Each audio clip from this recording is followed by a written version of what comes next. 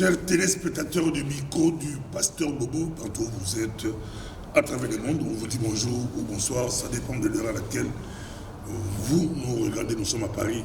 Paris, depuis quelques jours, vous connaissez bien les plateaux, c'est ici qu'on reçoit des éminents hommes de Dieu. Aujourd'hui, avec moi, c'est le docteur Louva Ekaola, homme à ne pas présenter, très connu au niveau du pays, des États-Unis et puis en Europe.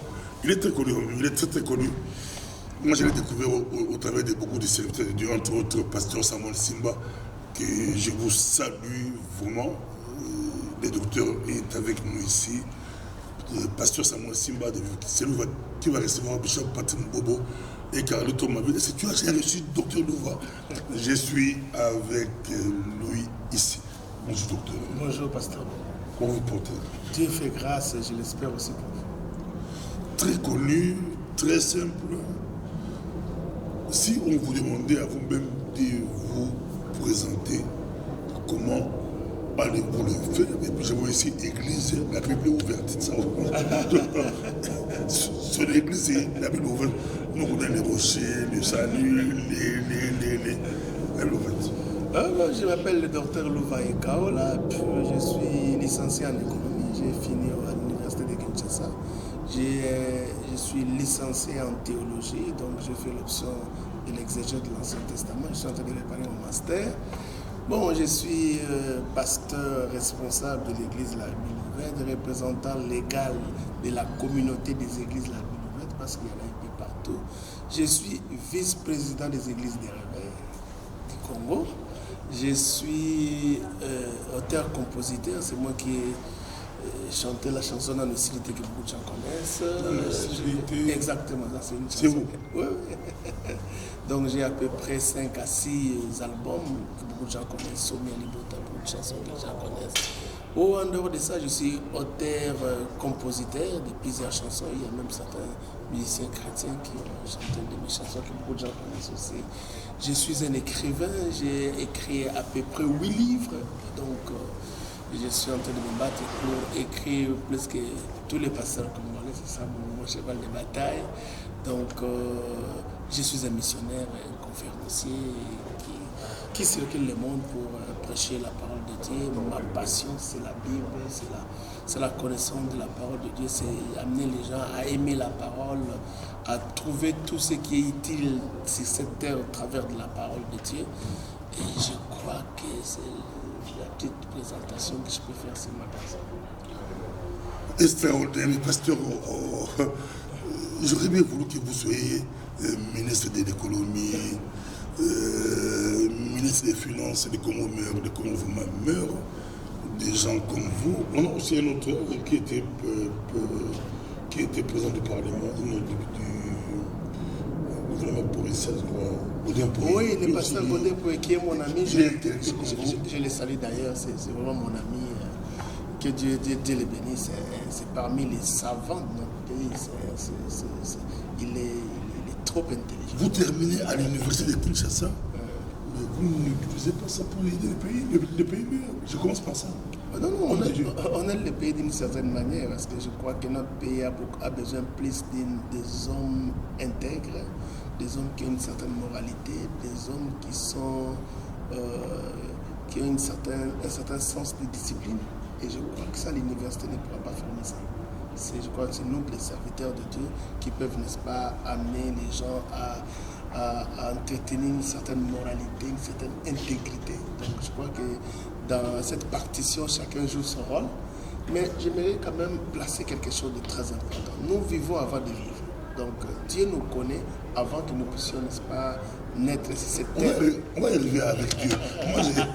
Moi, ça m'intéresse parce que est réputé. Exactement, je voulais te parler de la diplômé de l'université de Kinshasa qui est reconnu mondialement. Oui, je voulais te parler de la destinée. Et votre diplôme, vous jetez à la poubelle.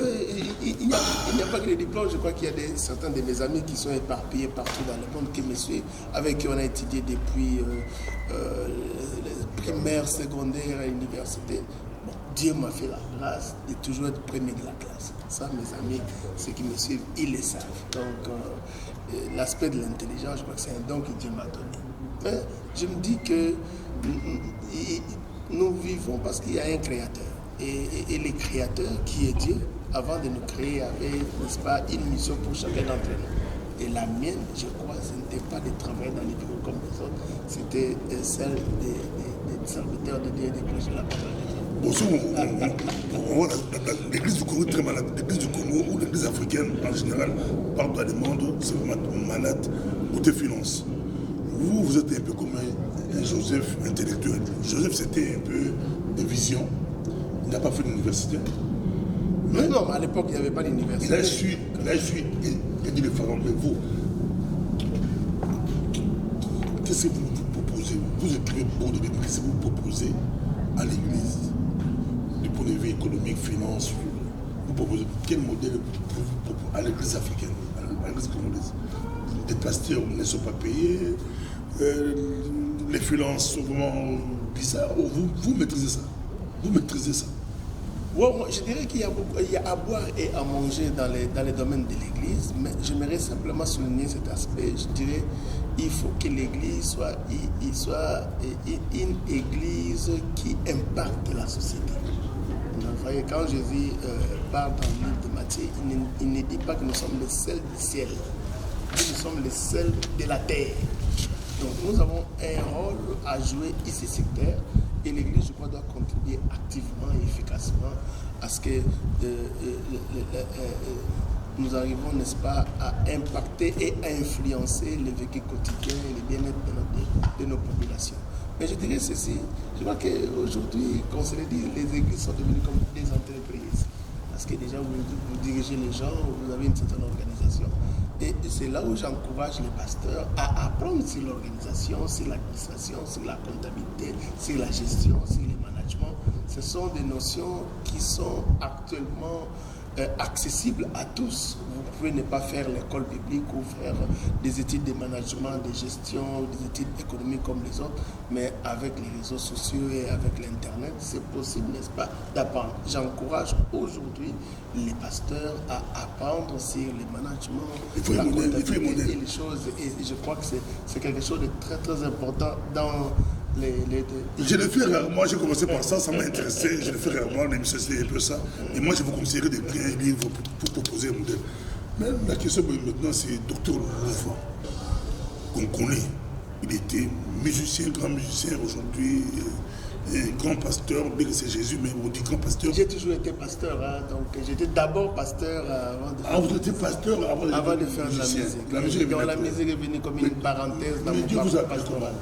Votre parcours, votre histoire, donc, Dieu vous a appris comment? Donc j'ai grandi en Binzaozone, les amis connaissent, j'étais parmi les jeunes un peu brillants du quartier. J'ai vécu vers Cinéma Siala. Oui, pas Wolof. Juste à côté là. Ouais, évidemment, toi aussi tu as vécu vers. Tu es quelqu'un de Binza. Exactement. Donc j'étais parmi les jeunes les plus brillants. Et après, avec le mouvement des rêveurs des années 90, on m'a prêché l'évangile, j'ai accepté l'évangile. Vous avez posé pour qui? Il y a une sœur avec qui on était dans le même quartier, qui m'a invité à l'église. Et il y a le pasteur Marcel Sabois, que je salue, qui est à Kinshasa, qui m'a, n'est-ce pas, approché pour m'apporter la bonne nouvelle de l'évangile. Et Dieu a touché mon cœur, j'ai accepté Jésus comme Seigneur et Sauveur. Et j'ai eu la grâce, vers les années 92, donc 92, de faire l'école biblique chez le docteur Soli Mukwenze de l'église de la Restauration. Donc, et par son canal, j'ai beaucoup appris sur le ministère. Et j'ai eu la grâce qu'il puisse, n'est-ce pas, m'orienter, me coacher dans le cadre du ministère. Donc je les remercierai assez pour ça. Et après cela, la famille était tellement convaincue qu'on ne pouvait pas me laisser comme ça là naviguer dans les choses de l'église. On m'a presque forcé d'aller faire l'université. J'ai accepté. Dieu vous a appelé avant? Oui. Vous faites l'université après. Donc je suis allé faire l'université au campus, c'est-à-dire l'université de Kinshasa. J'ai fait la gestion financière, donc vous comprenez que je suis là à l'économie. Et j'ai fini vers les années 2000. Mais j'ai commencé l'église, la Bible ouverte en 97. Donc l'église 17 mai, ça ferait 27 ans. Mais à part ça, on voyage par-ci, par-là pour aller prêcher la parole de Dieu. Certaines personnes que tu dois certainement connaître ont toujours apprécié ma façon de prêcher depuis beaucoup d'années. Il y a même certaines personnes pour qui je suis vraiment un modèle dans la manière de prêcher la parole de Dieu. C'est comme ça que souvent j'ai des invitations à gauche et à droite.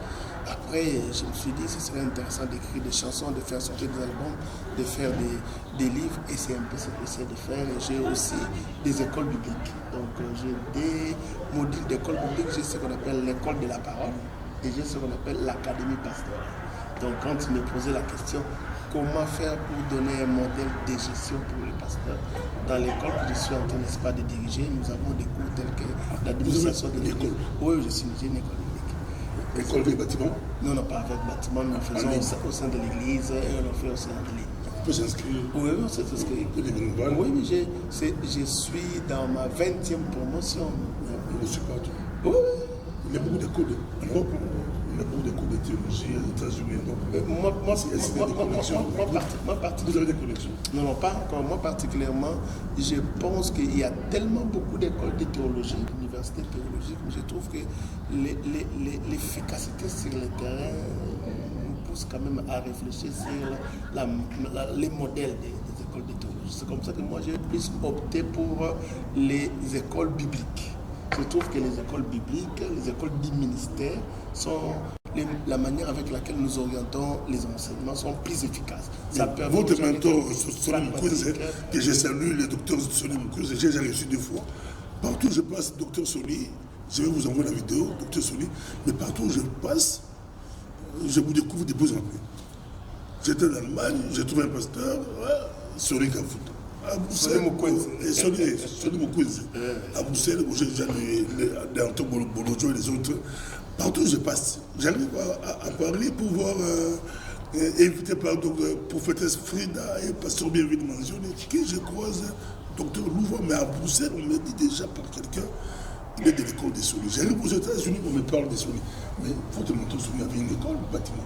Pourquoi pas vous avoir église bâtiment et église sur le net, internet? Oui, peut-être qu'on va arriver à cela. Oui, église et école, école, bâtiment et puis école. Oui, je pense qu'on va arriver à cela, mais je crois qu'on travaille en dépendant, n'est-ce pas, des différents temps dans lesquels le Seigneur nous place. Dieu ne nous a pas encore permis d'atteindre cette dimension-là, mais maintenant, là, on est dans ces structures-là, dans cette vision-là, où on pense que pour rendre les hommes de Dieu plus pratiques, plus efficaces sur le terrain, les écoles du ministère, les écoles publiques sont plus efficaces. C'est quoi la doctrine? Je suis avec un docteur. C'est quoi la doctrine? Parce que ça porte à beaucoup de confusion. C'est quoi la doctrine et c'est quoi la bonne doctrine? Et donne de pistes des fausses doctrines. Bon, doctrine distachée en grec, ça veut simplement dire enseignement. Au départ, quand on parlait de la doctrine, quand on dit doctrine, c'est d'abord enseignement. D'abord au départ, parce que vous savez, les concepts évoluent au fil du temps. À l'époque de Jésus, quand on disait quelle est cette doctrine, c'est pas quand les gens écoutaient Jésus enseigner, les gens se posaient la question, ils disaient quelle est encore cette doctrine. Les gens voulaient dire quel est encore cet enseignement, parce que Jésus ne prêchait pas comme les pharisiens.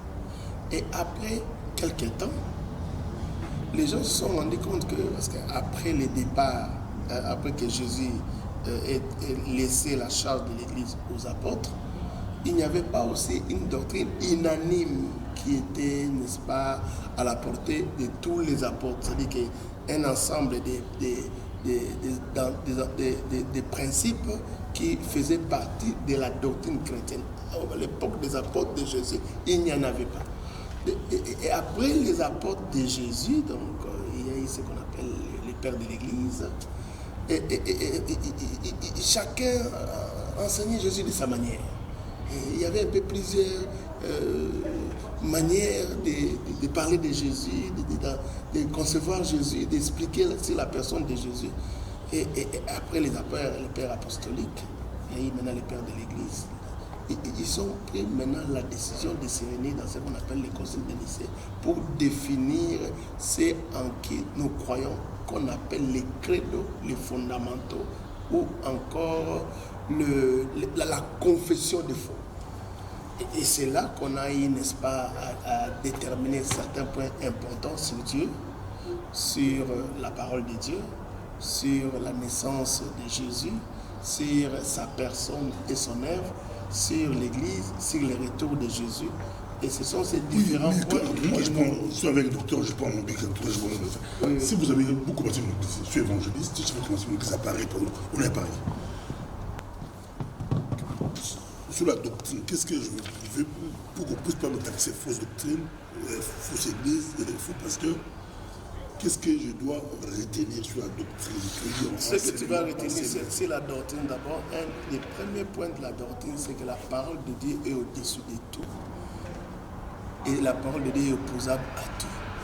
C'est notre ligne directrice en matière de foi, la parole de Dieu. Deuxième chose que tu dois retenir sur la doctrine, c'est qu'il y a un Dieu créateur, n'est-ce pas, qui est révélé en 3 personnes, ce que certains appellent la Trinité, où nous trouvons il y a un Père, et le Fils, et il y a le Saint-Esprit. La chose que tu dois encore retenir, c'est que l'homme a péché, et Dieu était obligé d'envoyer son Fils parce que l'homme ne pouvait pas se sauver par lui-même. Et le Fils est venu, il est né de la Vierge Marie, il était 100% Dieu et 100% homme. La quatrième chose que tu dois retenir de la doctrine, c'est que Jésus est mort à la croix et au travers de sa mort expiatoire, il nous a accordé la vie éternelle. Et lorsque nous croyons en Jésus, nous croyons qu'il a porté nos péchés à la croix, nous recevons la vie éternelle. Et ceux qui ne reçoivent pas la vie éternelle, ceux qui ne reçoivent pas Jésus, ils auront la condamnation éternelle. La cinquième chose que tu dois retenir de la doctrine, c'est qu'un jour Jésus reviendra pour, n'est-ce pas, enlever les saints, c'est-à-dire ceux qui l'ont reçu comme Seigneur et Sauveur, et évidemment pour condamner les méchants. Quand on parle des méchants, c'est ceux qui ne l'ont pas reçu comme Seigneur et Sauveur. Ça, ce sont des éléments importants qui sont autour de la doctrine. Mais si je croise d'autres, deuxième point, évidemment, on va parler d'autres groupes comme les brahmanistes, ils me diront que la Trinité c'est faux, il faut unicité dans ces mais vous ne pouvez pas lire la Bible et dire que la Trinité c'est faux. Les gens qui disent que la Trinité c'est faux, je me pose la question s'ils sont dans quel... Non, je dis, les gens qui disent que la Trinité c'est faux, je ne sais pas s'ils lisent quelle Bible. Parce que vous ne pouvez pas lire la Bible que nous tenons nous tous là et dire que la Trinité c'est faux. Je peux déjà vous donner, par exemple, je vais vous faire certaines citations bibliques. Quand Jésus dit, notre Père qui est aussi, que ton nom soit sanctifié. Quand Jésus dit, Père, pardonne-les, il faisait des jeux ou il faisait des aventures. Parce que les partisans de la doctrine de Branham, qui lui-même a épousé cette doctrine-là des Arianes. Les gens qui ont fait l'histoire de l'Église connaissent la doctrine qu'on appelle arianisme, donc qui venait aussi de Sabellius. C'est cette personne-là qui avait la soi-disant révélation que Dieu, dans l'Ancien Testament, il était Père, et dans les évangiles, il est devenu Jésus, donc le Fils de Dieu, et après les évangiles, au travers de l'acte des apôtres, il est devenu le Saint-Esprit. Mais c'est une doctrine erronée. Vous ne pouvez pas lire la Bible et commencer à parler de cette chose-là. Parce que déjà dans l'Ancien Testament, on voit l'existence des trois personnes en Dieu. Quand, par exemple, on dit, au commencement, Dieu créa les cieux et la terre. Le Dieu là, en hébreu, c'est Elohim. Et Elohim, même les Juifs qui sont ici, ils savent que c'est toujours une forme plurielle de Dieu. Quand Dieu crée l'homme dans Genèse 1, verset 26, il dit quoi? Faisons l'homme à notre image et à notre ressemblance. Les Branham, quand on lui a opposé ce genre de verset, il dit toujours, c'est un nous majestueux. Même quand l'homme a péché, qu'est-ce que Dieu a dit? Il faut qu'on lui empêche de manger l'arbre de vie. Sinon, il serait comme l'un d'entre nous. On est avec vous. Et quand vous lisez le psaume 110, on dit le Seigneur dit au Seigneur, l'Éternel. Sauf que de temps à autre, je vais commencer à le couper pour... Je suis dans l'Ancien Testament, je ne te parle même pas des évangiles où on voit dans les baptêmes de Jésus quelqu'un qui parle au ciel qui s'appelle Père, le Saint-Esprit qui est sous la forme de la colombe et la personne qui est baptisée. Autre point très important par rapport à la doctrine. Oui, allons-y. Je sais que vous prêchez aussi l'histoire de l'Église. Vous connaissez un peu les doctrines très bien. La délivrance, c'est arrivé quand?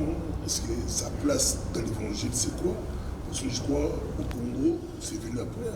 Les pères de l'église du Congo ne prêchaient pas vraiment la délivrance comme ça se prêche depuis, je crois, moi je peux citer combat spirituel. Je ne sais pas qui a commencé. Je vais aborder l'aspect sur la délivrance, mais je vais quand même faire quelques précisions. Nous avons essayé d'épingler quelques points en rapport avec la doctrine. Je ne sais pas si tu as remarqué. Tu vas te rendre compte que la plupart des choses que les gens considèrent comme la doctrine n'ont rien à voir avec la doctrine. Par exemple, les enseignements sur la délivrance, les choses sur porter les foulards, les choses sur porter les pantalons. Il y a beaucoup de choses. Donc, la prospérité. Vous entendrez beaucoup de gens dire que ça c'est en dehors de la doctrine, ça c'est en dehors de la doctrine. C'est parce que les gens ne comprennent pas. C'est la raison pour laquelle j'aime la manière avec laquelle le docteur Sonny a toujours expliqué la doctrine. Il dit ceci. Il y a un verset que vous devez connaître. Les ciels et la terre passeront, mais ma parole ne passera pas. Le docteur Sonny dit ceci. Tout ce qui passe n'a rien à voir avec la doctrine. Tout ce qui demeure éternel a à voir avec la doctrine. Même la terre n'a rien à voir avec la doctrine. Mais non, le ciel n'a rien à voir. Même tout ce qui passe, parce que ça va passer. Vous voyez, quand vous allez par exemple voir l'histoire telle que les pantalons, les ports de foulard, toutes ces choses-là, mais ça va passer. La doctrine, ce sont des sujets qui ont à voir avec notre éternité. C'est ce que nous appelons des sujets, des points doctrinaux. Et tout ce qui n'a rien à voir avec notre éternité, ce ne sont pas des points doctrinaux, ce sont juste des points, par exemple, de la discipline d'une église, ce sont des points qu'on appelle peut-être des dogmes, ce sont des points qu'on appelle des traditions. Il faut faire vraiment la part des choses. Parce qu'aujourd'hui, il y a des méli-mélos. Vous allez vous rendre compte, et dans une église où les gens ne portent pas, par exemple, les pantalons, on dira non, ils sont loin de la doctrine. Parce que pour eux, la doctrine, c'est toute la parole de Dieu. Mais non, et si vous touchez le salut, est-ce que la délivrance est le salut? Non, la délivrance est le salut. Il faut délivrer. La délivrance, vous dites que le salut par Jésus. Bon, là, vous m'amenez encore très loin. Quand nous parlons de salut, sauter, n'est-ce pas? Il y a plusieurs dimensions. Il y a la dimension du salut spirituel et il y a d'autres dimensions du salut, c'est-à-dire la salut en rapport avec la pauvreté qu'on appelle la prospérité, en rapport avec le fait de chasser les démons qu'on appelle la délivrance, en rapport avec la maladie qu'on appelle la guérison. Mais quand nous parlons du salut d'abord dans son point, dans sa dimension spirituelle, c'est le salut qui concerne l'éternité des gens. C'est parce que vous comprenez la différence. Quelqu'un peut être délivré sans être sauvé. Quelqu'un peut être délivré, c'est-à-dire qu'on chasse les démons dans sa vie, mais la personne n'est pas sauvée. C'est quoi le salut? Le salut, c'est le fait d'être épargné d'un danger, de manière générale. Si c'est un danger éternel, on parle du salut spirituel. Si c'est un danger, par exemple, vous n'avez pas mangé, vous êtes en danger, on vous donne la nourriture, c'est aussi un salut. Si c'est un danger parce que vous ne possédez pas de démons, on appelle ça la délivrance. Mais quand on parle de salut spirituel, c'est le salut en rapport avec l'éternité. Et les personnes qui veulent, n'est-ce pas, recevoir ce salut, ça se trouve dans la personne, dans le fait de recevoir Jésus comme Seigneur Sauveur. Celui qui a le Fils a la vie éternelle. Celui qui reçoit le Fils a la vie éternelle. Donc il faut faire la différence entre les saluts spirituels et les autres dimensions du salut où on retrouve la prospérité, la guérison, la délivrance, toutes ces choses-là. C'est important parce que Dieu le fait, mais ça n'a rien à voir avec le salut éternel. Tu peux être guéri de la maladie, mais aller en enfer. Tu peux être délivré des démons, mais aller en enfer. Dieu vous délivre de la maladie et vous êtes en enfer. Mais parce que... Dieu vous guérit et vous êtes en enfer. Mais pourquoi vous êtes avec Dieu, vous voyez, par la grâce de Dieu, et vous allez en enfer. Mais pourquoi les hommes... Pourquoi il vous guérit? Pourquoi les hommes... Pourquoi il vous délivre? J'en arrive. Mais pourquoi les hommes ont besoin du salut? Les hommes ont besoin du salut parce que les hommes ont péché au travers d'Adam et Ève. Nous tous, nous sommes soumis à la loi du péché. La Bible dit dans Romains 3, 23, car tous ont péché et sont privés de la gloire de Dieu. Donc, les péchés d'Adam nous a fait en sorte que nous tous qui sommes ici d'Adam, nous sommes pécheurs. Je peux vous dire quelque chose. Nous sommes pécheurs avant de pécher. Du fait que nous avons hérité la nature d'Adam. N'est-ce pas? Et c'est la raison pour... On peut les regarder parce qu'ils vous suivent. Il y a peu de docteurs de la Bible aux États-Unis. C'est que j'aime bien aux États-Unis parce que vous prêchez beaucoup aux États-Unis.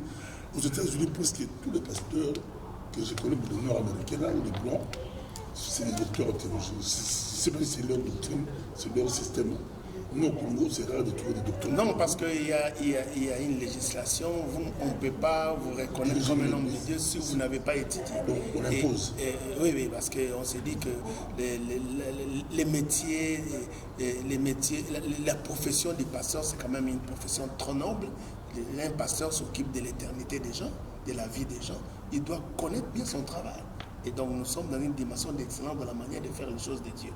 Vous savez, vous ne pouvez même pas être un mécanicien si vous ne connaissez pas la mécanique, si vous ne connaissez pas comment, n'est-ce pas, on peut réparer des voitures.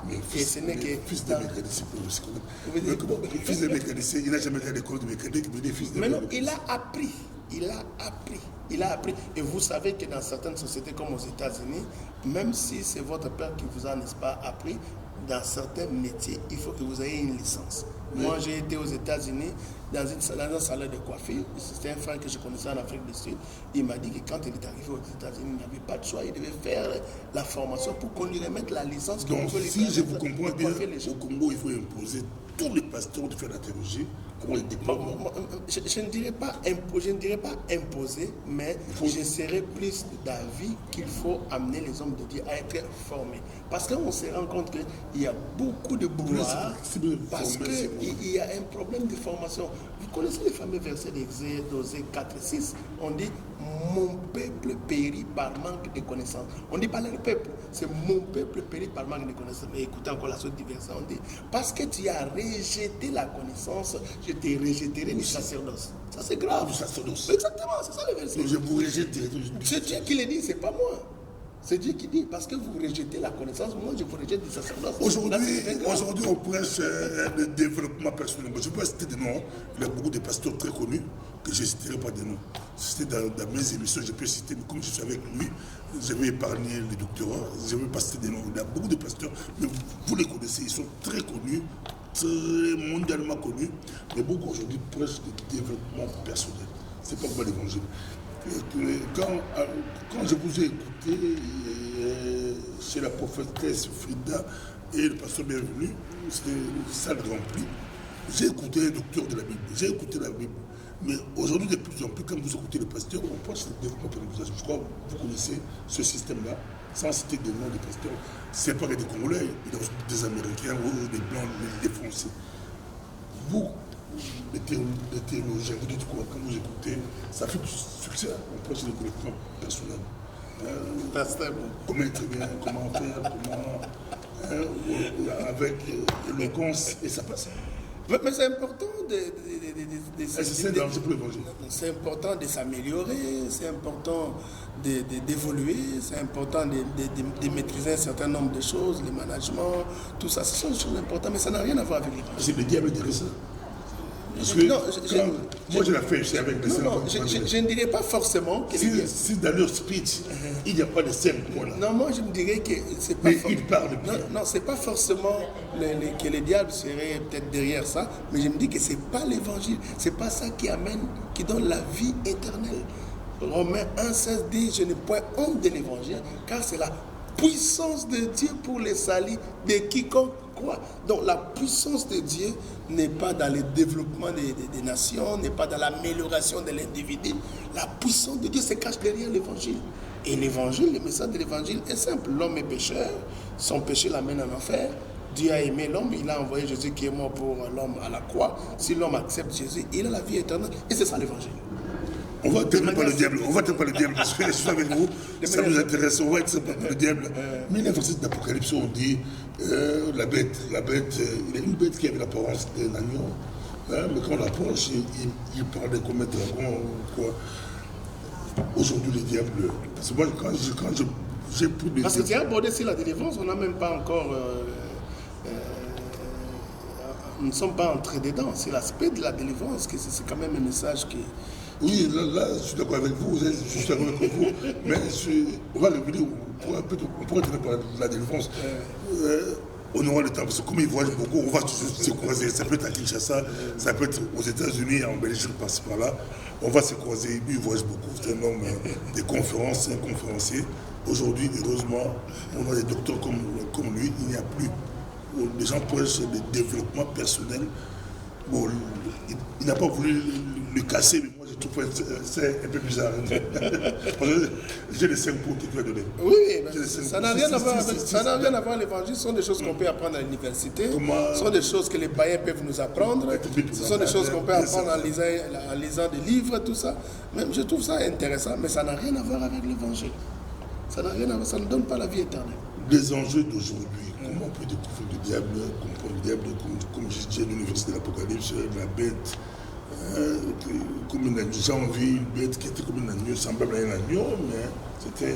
Aujourd'hui, comment on peut découvrir? C'est compliqué, c'est vraiment facile ou compliqué. Bon, facile pour vous les hommes de Dieu, mais pour d'autres personnes, c'est un peu compliqué. Nous traversons quel temps par rapport à Israël, par rapport à l'Église, par rapport à l'évangile, c'est quel temps? Donc, là, du coup, vous me posez. Avant de toucher. Là, du coup, vous me posez une panoplie de questions. Je vais essayer un peu de. On en profite parce qu'on est les docteurs. Je vais essayer un peu de les structurer. Je dirais ceci: personne d'entre nous ne connaît le diable plus que Dieu. Parce que c'est Dieu qui l'a créé. Et c'est Dieu qui nous a révélé le diable. Si Dieu ne nous avait pas révélé le diable, on n'allait pas le connaître. Donc, les livres qui nous permettent de révéler les diables, c'est la Bible. Donc, c'est important aujourd'hui que nous restons dans les limites de la Bible par rapport à la connaissance du diable. Ça, c'est très important. Il y a beaucoup de gens qui ne lisent pas la Bible, qui n'ont pas de contact avec Dieu, qui n'ont pas d'intimité avec Dieu, mais qui cherchent seulement à connaître le diable. Non. Et qu'est-ce que vous allez vous rendre compte? Il va n'est-ce pas, se manifester des grandes orientations. Il y a certaines personnes qui vont commencer à surestimer les diables, penser que le diable serait plus grand que Dieu, même certaines personnes qui pensent que le diable est même plus grand que Jésus. Et même l'œuvre que Jésus a accomplie à la croix n'a rien à voir, parce que c'est une œuvre qui n'a pas vraiment essayé de renverser et de mater les diables. Il y a d'autres personnes qui vont, n'est-ce pas, sous-estimer les diables. C'est-à-dire qu'ils sont dans une doctrine comme quoi les diables n'existent pas, même s'il existait, il n'est absolument rien. Mais ce n'est pas ça que les diables nous enseignent. Parce que la Bible, c'est un livre d'équilibre. Jésus est mort au milieu des brigands et nous devons avoir l'équilibre. Équilibre. Et donc, l'équilibre. Moi, je vous ai suivi, j'ai suivi votre prédication là où vous dites que l'homme a aussi fait, Adam a fait des erreurs, Dieu l'a pardonné, mais le diable a aussi fait presque les mêmes erreurs. Lui, c'était impardonnable. Ici, vous dites équilibre. Vous savez, oui, l'équilibre, ça. Dieu n'a pas pardonné le diable.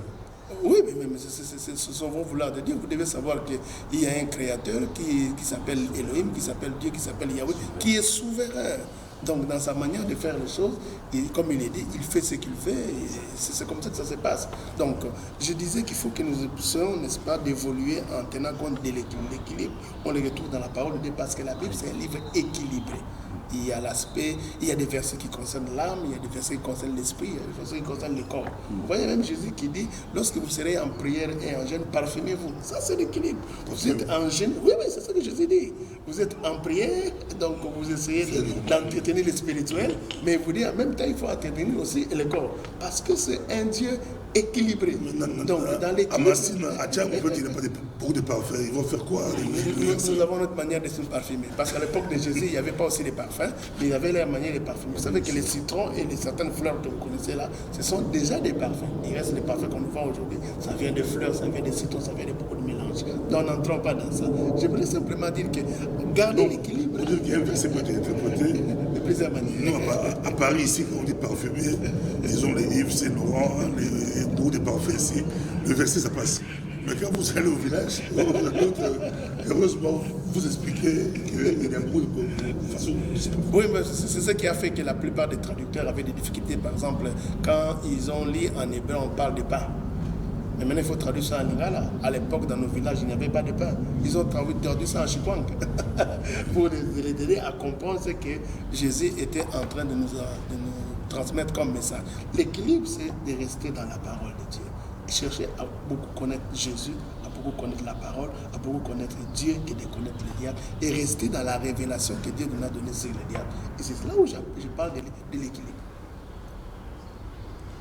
La délivrance, ça fait succès. La délivrance. Les pasteurs qui prêchent la délivrance, ceux qui prêchent la délivrance font aujourd'hui vraiment succès partout à travers le monde. pour regarder la délivrance. Nous, notre génération, nous aimons les docteurs, nous aimons la Bible, comme il dit, la Bible c'est vraiment kitoko, la Bible c'est très bien. La Bible ouverte. Pourquoi aujourd'hui les gens n'aiment plus vraiment la parole, mettre ça des délivrance? C'est bien la délivrance. La délivrance, c'est un sujet biblique. Qu'est-ce que vous reprochez à la délivrance? Qu'est-ce que vous aimez à la délivrance? À cette théorie, c'est cette délivrance. Donc la délivrance, c'est un sujet biblique. Jésus lui-même délivré, les apôtres de Jésus délivrés. Ah, c'est Jésus faisait la délivrance. Tu dis? Jésus faisait la délivrance. Oui, Jésus faisait la délivrance. Il faisait la délivrance. Et même quand il envoie ses disciples, il leur dit d'aller chasser les démons. C'est quoi la délivrance? C'est le fait de chasser les démons qui se trouvent dans les corps ou dans certains endroits. C'est ça la délivrance. Qu'est-ce que les gens pensent de la délivrance? C'est le fait de chasser, de bouter dehors toutes les puissances du monde des ténèbres dans une vie, dans une famille ou dans un endroit. C'est ce qu'on appelle la délivrance. Mais sauf que il y a certaines personnes qui enseignent la bonne délivrance, il y en a d'autres personnes qui enseignent la mauvaise délivrance. C'est là où il y a maintenant un problème.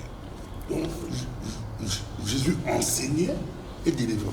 Mais oui, quand vous lisez tous les évangiles de Jésus, parce que c'est dans les cadres des évangiles que vous voyez le ministère terrestre de Jésus, son ministère, c'était enseigner et produire, accomplir des miracles. Parmi les miracles, il y avait la guérison, il y avait la délivrance. À l'école d'intérieur, dans vos écoles de théologie, vous prêchez qu'il a l'enseignement, la théorie, il n'y a pas de délivrance. Non, il y a la délivrance. Comment vous pouvez vous retrouver dans un... Si c'est l'école de Jésus, on doit enseigner la délivrance parce que c'est un sujet biblique. Si c'est l'école de Jésus, on doit enseigner la délivrance parce que c'est un sujet biblique.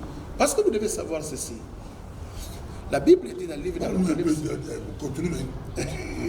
Continuez. La question, ça serait expliquer un peu la délivrance de Jésus parce que c'est un sujet qui intéresse beaucoup de personnes. La délivrance de Jésus. Je vais révéler quand même un certain nombre de choses. La Bible dit dans l'Apocalypse que les diables, terre, faites attention parce que les diables est descendu avec une très grande colère parce qu'il reste peu de temps. Vous allez vous rendre compte, depuis le début de la Bible, surtout dans l'Ancien Testament, on ne révèle pas trop sur les diables. Vous voyez, la personne qui fait tomber Adam, c'est le diable. Mais les personnages qu'on met en vogue, c'est le serpent. Vous allez vous rendre compte que dans tout... Dieu cache le jeu. La révélation est graduelle et dynamique. Vous allez vous rendre compte que dans tout l'Ancien Testament, on n'avait pas l'habitude de chasser les démons. La seule personne qui a osé faire sortir un démon d'une autre personne, c'était David, mais pas par le fait de chasser les démons, mais par la voie de la louange et de l'adoration. C'est comme ça que les esprits qui tourmentaient Saül l'avaient quitté, parce que David avait chanté. Mais vous ne trouverez pas un endroit où un Moïse, ou un Élie, ou un Élisée chassaient les démons. La première personne à chasser les démons, c'est Jésus. Pour guérir, c'est pas chasser les démons, parce que c'est Élisée qui guérissait. Mais il ne chassait pas les démons. C'est pas les démons. C'est pas les démons. Même en termes vraiment de guérison, il n'y en avait pas vraiment trop. En termes de guérison, il y avait peut-être certains stériles, mais en termes de guérison, tel qu'on les voit dans le Nouveau Testament, donc dans les évangiles ainsi que dans la suite, vous allez vous rendre compte que c'était quand même différent. Il y avait quand même certains miracles qui n'étaient pas trop réguliers dans l'Ancien Testament, ouvrir les yeux des aveugles, les sourds muets, même les lépreux, c'était vraiment, il fallait choisir. Des gens comme les Naaman étaient vraiment une petite partie de l'eau. Mais quand Jésus arrive dans le Nouveau Testament, on le voit chasser les démons. Jésus est la première personne qui a chassé les démons dans la Bible. Oui, c'est la première personne qui a chassé les démons dans la Bible. Pas David comme Dieu. Oui, David n'a pas vraiment chassé, il chantait et les démons partaient. Mais c'est Jésus vraiment qui prenait l'autorité sur les démons. La Bible dit il les menaçait, la Bible dit il les chassait. Et il a donné à ses disciples le pouvoir, il les a transmis le pouvoir d'aller chasser les démons. N'oubliez pas que notre plus grand ennemi, c'est le diable.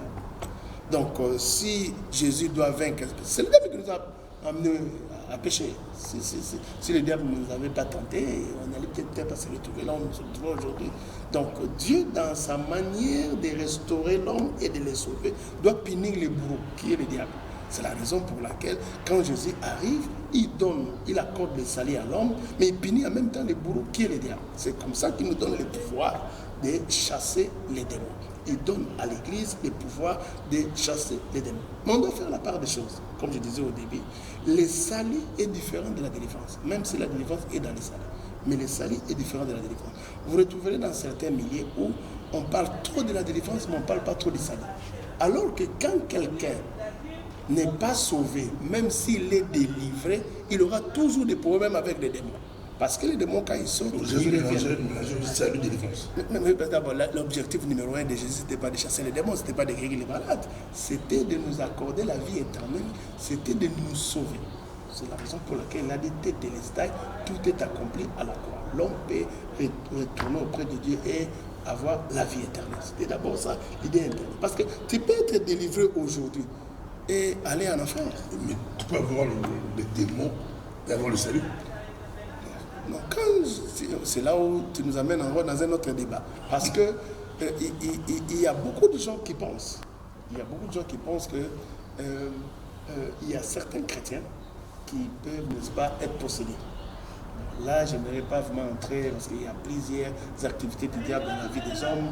Il y a ce qu'on appelle l'introspection démoniaque, il y a ce qu'on appelle la proposition démoniaque, l'obsession démoniaque et la position démoniaque. Mais moi, je suis différent. Je suis parmi les gens qui croient qu'on ne peut pas avoir Jésus et être possédé. Parce qu'on quand on parle de la possession, on parle de l'habitation du diable au niveau de l'esprit, au niveau de l'âme, au niveau du corps. Mais je crois qu'un chrétien peut aussi être attaqué par le diable. C'est la raison pour laquelle dans la prière de notre Père, Jésus nous dit « Délivre-nous du malin ». Notre Père, c'est qu'on est ses enfants. On a une alliance avec lui. Mais à la fin, il dit « Délivre-nous du malin ». Jésus reconnaît que le diable existe. Mais il y a maintenant là à boire et à manger maintenant dans le domaine de la délivrance. Moi, ce que j'aimerais simplement dire, c'est que la délivrance n'est pas le seul enseignement que Jésus nous a demandé de faire. Ce n'est pas le seul travail que Jésus nous a demandé de faire. D'ailleurs, le premier travail que Jésus nous a demandé de faire, c'est de sauver les gens, de leur montrer la voie de l'éternité, en les amenant à recevoir Jésus comme Seigneur et Sauveur. Pour moi, celui qui est appelé par Dieu et qui ne fait pas ce travail-là, je crois qu'il se trompe. Il ne fait pas bien son travail, il se trompe. Le premier travail qu'on doit faire, c'est d'amener les gens à recevoir Jésus comme Seigneur et Sauveur. C'est la raison pour laquelle ce jour-là dans la salle, malgré que la parole de Dieu était trop forte, on savait qu'on allait peut-être faire la délivrance, vous avez remarqué qu'on l'a fait. On a commencé d'abord à amener les gens à recevoir Jésus comme Seigneur et Sauveur. Parce qu'on s'est dit, les gens peuvent être délivrés aujourd'hui, mais s'ils n'ont pas reçu Jésus, ils iront en enfer. Deuxième chose, et c'est ce qui est très très important, c'est que lorsque vous chassez les démons, nous avons ce pouvoir-là. Nous avons ce pouvoir-là. Nous devons croire que les démons partent.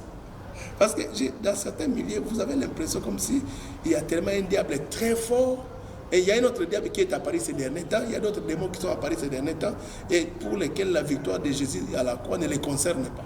Ils sont tellement très forts. C'est-à-dire la victoire de Jésus à la croix est presque périmée. Parce qu'il y a une autre dimension de démons qui sont apparus ici.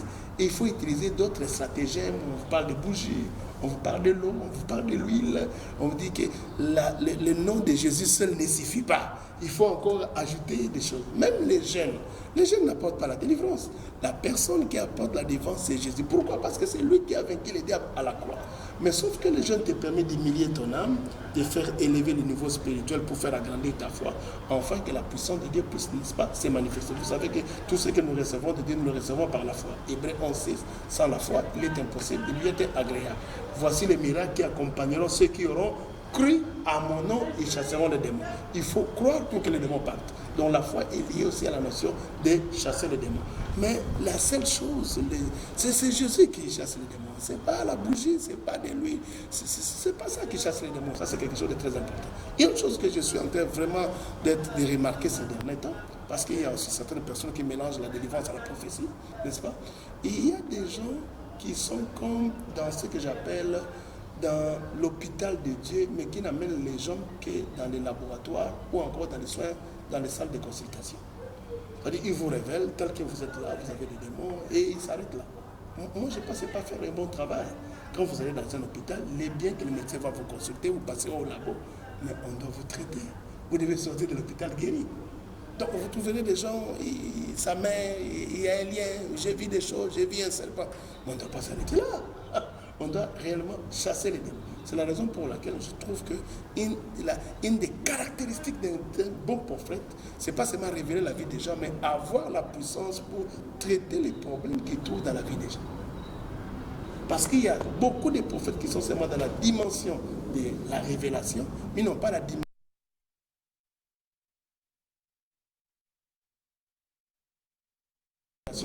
la dimension de la puissance, c'est la dimension du traitement. C'est la chirurgie de Dieu. Merci beaucoup. On voulait peut tout arrêter ici.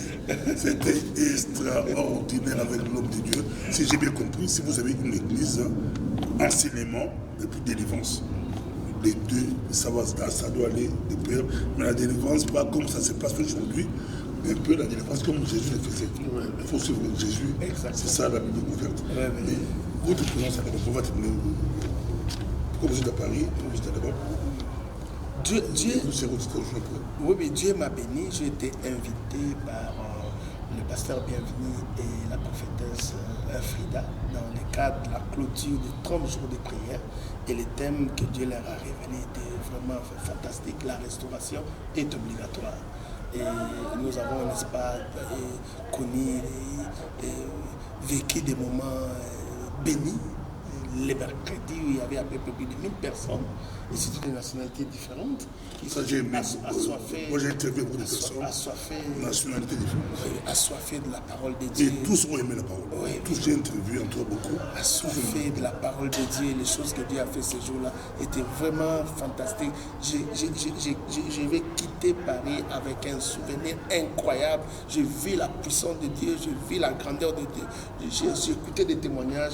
Et j'étais dans le cadre de cette grande clôture qui s'est opérée, qui s'est passée, n'est-ce pas, les mercredis dans la grande salle Factory à Bobigny à Paris. Et je remercie d'ailleurs la prophétesse Frida et c'est le pasteur Bienvenu pour l'invitation. Et vous serez à Dallas et puis à Raleigh aux États-Unis? Oui, donc je serai à Dallas à la fin du mois. J'ai un de mes fils, le pasteur Glody Esouka, qui organise l'anniversaire de leur église, qui m'a invité. J'étais à Istanbul pour le 7e anniversaire du pasteur David Bacha à l'église à Site, que Dieu vous bénisse. Là, je rentre à Kinshasa parce que nous avons 40 jours de jeûne et prière qui nous termineront le 17 mai. Et à la fin de ce mois, je serai aux États-Unis, je serai à Dallas, je serai à Kentucky et je serai à Seattle, à Washington State. Ah, là aussi. Oui, je serai à... Non, c'est Charlotte. Ah, c'est Charlotte. C'est toujours Caroline. Non, c'est bon, une heure de voiture. C'est juste à côté. Charlotte, oui. Merci beaucoup. Mais vous pouvez commencer des femmes, vous comme théologien, c'est un débat qui fait rage. La place de la femme, c'est la cuisine, la femme peut pousser. Moi, je crois qu'on mélange la coutume et la Bible. Non, je crois qu'on mélange la Bible ouverte, la fond de Bible. Oui, je trouve qu'on mélange la coutume et la parole de Dieu. Il est vrai que dans le judaïsme... Pas la fond de Bible. Non, je suis la Bible ouverte. Je me sens très à l'aise. Moi, je trouve qu'on mélange la coutume et la parole de Dieu. Et il y a aussi un aspect très intéressant. Beaucoup de gens qui s'intéressent au judaïsme, et des fois, ils épousent des choses. Nous ne sommes pas des judaïques, nous sommes des chrétiens. Ce n'est pas le judaïsme et le christianisme. Les juifs sont convaincus que la femme doit occuper une place vraiment de bas étage au sein d'une église parce que le péché est entré par Ève. C'est comme ça que vous vous rendez compte que même dans l'Ancien Testament, vous ne voyez pas des sacrificateurs femmes, vous ne voyez pas vraiment Dieu utiliser les femmes. Mais pour vous rendre compte que Dieu n'a jamais été d'accord avec ça, vous allez voir quand même qu'il y a certaines fenêtres où Dieu se sert de femmes. Et lui-même, Jésus choisit 12 hommes. Non, je vais arriver parce que Jésus n'était pas chrétien. Jésus était dans le judaïsme. Des premières choses. Jésus n'était pas chrétien. Non, mais Jésus n'était pas chrétien. Ah, c'est intéressant. Jésus n'était pas chrétien. Ça, j'ai écrit ça. Jésus n'était pas chrétien. Non, le christianisme est né après. Jésus était dans le judaïsme. C'est comme ça que le 8e jour, on est allé le consacrer à l'église. C'est comme ça que chaque fête de l'éternel, il allait, n'est-ce pas, à Jérusalem. Il respectait tout ce qui était autour du temple. Il allait à la synagogue. Jésus n'était pas chrétien. Mais vous allez vous rendre compte que déjà dans l'Ancien Testament, nous avons des livres de la Bible qui portent le nom des femmes. Ruth et Esther. Déjà dans l'Ancien Testament, on a des livres de la Bible qui portent le nom des femmes. Vous allez vous rendre compte que déjà dans la Bible, on nous fait étalage des femmes pratiquement spéciales telles que Déborah, telles que Rahab, telles que Ruth, telles que Esther qui a sauvé toute une nation. N'est-ce pas? Donc là, ça donne déjà une idée que Dieu peut utiliser la femme. Et je vais vraiment là vous étonner. Quand vous lisez par exemple l'évangile selon Jean, vous allez vous rendre compte. On vous suit par toi. Il y a Jean chapitre 1, Jean chapitre 2. là où Jésus transforme l'eau en vin. Jean chapitre 3, c'est là où Jésus parle avec Nicodème, il enseigne, c'est la nouvelle naissance. Et dans Jean chapitre 4, Jésus parle avec une certaine Samaritaine, une femme.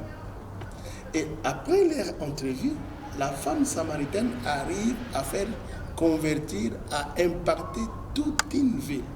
Donc la Samaritaine a prêché l'évangile avant les Pierre, avant Jean et avant les autres apôtres. Vous voyez? Et ça, c'est quelque chose de très important. Parlons de la résurrection de Jésus. Mais qui vient annoncer la résurrection de Jésus? C'est une femme. Bon, la chambre est haute, il y avait des femmes. N'est-ce pas? Donc, moi, je trouve que ce sont des choses qu'on doit changer. Mais oui, parce que... La chambre haute. Oui, lisez les fameux versets qui disent, les fameux versets de Joël qu'a répété l'apôtre Pierre lors de son premier sermon. Ne partez pas, attendez ici, vous recevez une puissance pour aller commencer. Lors de son premier sermon. Et le Saint-Esprit descend sur les femmes aussi. On dit dans les derniers jours, je répandrai de mon esprit sur toute chair. Qu'est-ce qu'on dit? Vos filles et vos fils prophétiseront. On dit dans les derniers jours, ce qu'il y avait les premiers jours. Et parce qu'il y a eu des modifications qui ont été, n'est-ce pas, opérées, c'est comme ça qu'on arrive aux derniers jours. Mais dans les derniers jours, c'était la Bible ouverte. C'était la Bible ouverte. Parce que ça soit ici, ça sera 2 minutes. Pas beaucoup. 2 minutes. Je n'ai pas pratiquement mélangé là. Si ça soit c'est comment? C'est quoi? C'est caché? C'est tatouage? Bon, selon votre compréhension. Je me dis qu'au fur et à mesure qu'on évolue, on va de mieux en mieux comprendre la Bible. Vous savez, quand Dieu donne les différentes révélations à l'apôtre Jean, n'est-ce pas? Il vous parle de certains insectes qui volaient et qui lâchaient le feu. Et il y avait des il y a certains versets de la Bible qui disent un tiers de la terre était, n'est-ce pas, détruite et tout ça. Mais parce qu'à l'époque des gens, il n'existait pas des avions. Quand il voit dans la vision quelque chose là au ciel, il s'est dit que ça doit être des oiseaux. Mais maintenant, là, avec le développement de la science, on se rend compte que Jean avait vu des avions, mais comme il ne connaissait pas les avions, il ne savait pas les interpréter comme ça. Oui. Donc, quand on parle de 666, on nous parle de certaines inscriptions qui vont venir, mais au fur et à mesure, on se rend compte que les cachets là peut aussi être un cachet qui n'est pas tellement aussi visible. Ça peut être une puce, mais ces choses-là, je vous assure que ça va commencer à se manifester de manière claire après l'enlèvement de l'Église. Ah, c'est après l'enlèvement. On ne doit même pas être dérangé. Non, on ne doit même pas être dérangé par rapport à ça. Donc, comme nous sommes là, il n'y a pas d'enlèvement. Non, il n'y a pas d'antichrist. Peut-être l'antichrist est là, mais il ne se manifeste pas comme antichrist. Au cas où nous fait des missions, moi j'ai arrêté les missions, l'enlèvement. C'est vrai ou c'est faux? Mais toi, tu comptes rater l'enlèvement? Non, parce que tu dis qu'il y a déjà eu l'enlèvement. Non, je ne pense pas qu'il y ait déjà eu l'enlèvement. Donc ça sera après. La grande tribulation, c'est après. Quand vous lisez tous les versets de la Bible, vous essayez de faire une certaine harmonie par rapport aux événements du temps de la fin, le panorama du temps de la fin. Je crois que la plupart des gens sont d'accord. La grande tribulation, ça l'enlèvement va arriver avant la période. Les chrétiens doivent se tranquilliser. Oui, les chrétiens doivent se tranquilliser. La grande souffrance, la grande tribulation. On n'est pas encore dans la période de qui va secouer le monde. Non, on n'est pas encore. On n'est pas encore dans la période de 666, mais sauf que nous avons aujourd'hui avec nous toutes les dispositions qui, n'est-ce pas, nous préparent à entrer dans cette période-là. Comment se comporter à l'égard d'Israël actuel physique? Israël, c'est spirituel ou c'est eux aussi? Ils ont des... Bon, qu'on se le dise, Israël, c'est une nation élue. C'est une nation élue. C'est pas... Oui, mais c'est une... C'est pas nous... Moi, je ne crois pas les choses de cette manière-là. Parce que quand vous lisez Romains 9, 10 et 11, l'apôtre Paul insiste sur le fait qu'Israël, c'est vraiment une nation élue. Israël physique. Oui, mais Israël, c'est une nation élue. Le christianisme, je ne sais pas. Oui, mais il y a beaucoup de gens qui disent que l'Église est devenue l'Israël spirituel. Mais moi, je suis convaincu que Israël, tel qu'elle là, nous voyons là-bas. Et les Congolais disent qu'Israël, c'est le Congo. Je ne pense pas. Qui est Abraham là-bas? Mais j'étais à Israël avec une délégation. J'ai fait plusieurs fois Israël. J'arrive à Israël. J'ai beaucoup aimé une maman, elle est déjà décédée, une maman de notre délégation pose la question: où sont les lions? On nous a fait visiter, on ne voit pas de lions. Où sont les lions? S'il n'y a pas de lions, on s'est regardé. Il n'y a pas de lions en Israël. On le prêche. Les lions des mais non, à l'époque, il y avait des lions. Parce que vous savez, même quand vous voyez les Jourdains, vous êtes étonné que pour que les enfants d'Israël passent par le Jourdain, il fallait qu'il y ait un miracle, il fallait qu'il y ait un passage pour que les enfants d'Israël passent. Mais aujourd'hui, oui, quand vous voyez nous, le Jourdain, on a des lions, des léopards, des guépards et tout. c'est une petite rivière aujourd'hui que vous pouvez même traverser en nageant. Parce qu'au fil... J'ai baptisé là-bas. Au fil des années, il y a eu des modifications. Au fil des années, parce que ce sont des choses qui datent. On peut arrêter. Il y a eu des modifications. Ça veut dire qu'il n'y a pas de lions, nous, on a des lions. Je crois qu'il y avait des lions. Ah, vous connaissez les lions. Moi, oui, je crois qu'il y avait des lions. Ils ne peuvent pas écrire des choses comme ça. Ceux qui disent ça pensent que le paradis c'était en Afrique. Ceux qui pensent ça, parce que nous, on a tout. Tous les animaux possibles de la Bible. Je ne crois pas trop. L'archéologie biblique ne nous indique pas les choses de cette manière. Merci beaucoup, docteur. Merci beaucoup. Merci, ça a été un plaisir. Merci, que Dieu bénisse. On peut arrêter ici. Merci beaucoup. Merci. Notre Dieu est bon. Merci beaucoup. Merci.